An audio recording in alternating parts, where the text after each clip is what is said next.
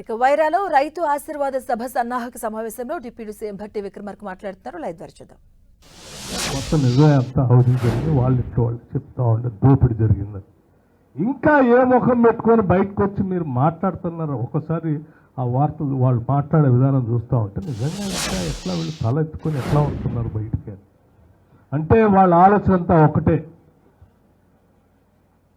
దోపిడీ చేసుకోవడానికి పనికొచ్చి రాష్ట్రం మన చేతుల్లోంచి పోయి ఇప్పుడు ప్రజాప్రభుత్వం అధికారంలోకి వచ్చి ఈ రాష్ట్ర సంపద అంతా ప్రజలకు పంచుతున్నారు. మనకు రావాల్సింది తిరిగి ఏదో రకంగా అబద్ధాలు పోగేసి మాయమాటలు చెప్పి ప్రజలు నమ్మించి మళ్ళీ తెచ్చుకొని మళ్ళీ ఎడదోపిడీ చేసుకుందాం అనే ఆలోచన తప్ప ఈ రాష్ట్రాన్ని మేలు చేద్దాం అనే ఆలోచన లేదు.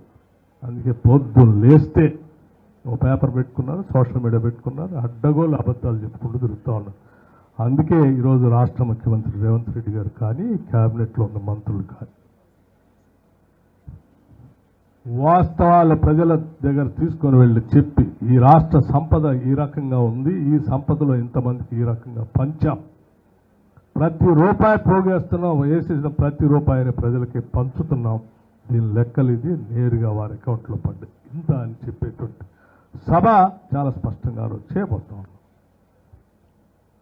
ఈరోజు రాష్ట్ర ప్రభుత్వానికి మీకు ఆ రోజు రాష్ట్రం మీకు అప్పచెప్తే రూపాయల అప్పు కట్టే పరిస్థితి లేదు.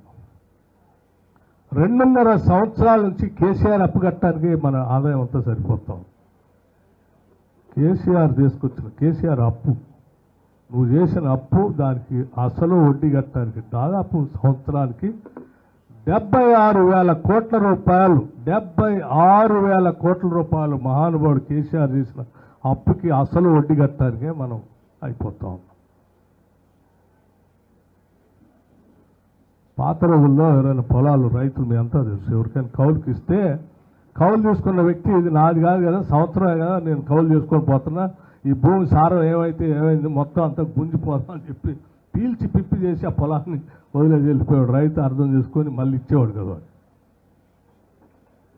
అట్లాగే ఈ మహానుభావులు రాష్ట్రాన్ని పీల్చి పిప్పి చేసి వదిలేసిపోయి మొత్తం రాష్ట్రంలో ఉన్న ప్రజలందరినీ తాకట్టు పెట్టి పోతే ఆ అప్పులు కట్టలేక ప్రజల్ని ఇబ్బంది పెట్టలేక ఈ రాష్ట్ర క్యాబినెట్లో ఉన్న మంత్రులందరూ 18 గంటలు పనిచేస్తూ ఈ రాష్ట్ర ఆర్థిక పరిస్థితిని పాలనని గాడిలో పెట్టి ముందు తీసుకొని పోతున్నటువంటి పరిస్థితి ఈరోజు. అలా పెట్టగలుగుతున్నాం కాబట్టే ఈరోజు రాష్ట్రంలో 1,15,00,000 కుటుంబాలుంటే 1,06,00,000 కుటుంబాలకి ఈ దేశ చరిత్రలో ఎక్కడ కూడా 50 నుంచి 55 రూపాయలు సన్న బియ్యం ఉంటే